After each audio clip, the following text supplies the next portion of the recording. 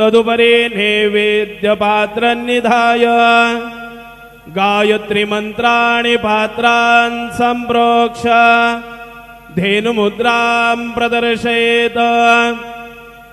नैवेद्यं निवेदयामि।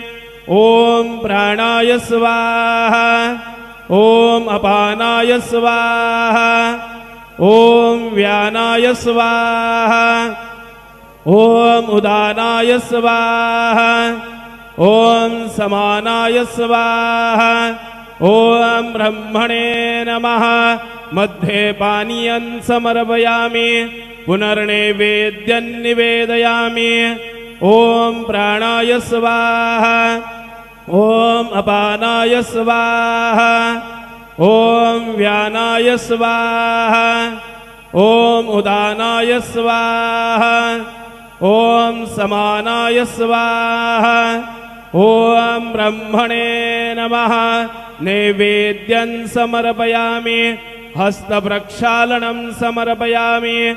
मुखप्रक्षालनं समर्पयामि। सद्गुरु साईनाथ देवताभ्यो नमः। प्रार्थना पूर्वक नमस्कारं करोमि।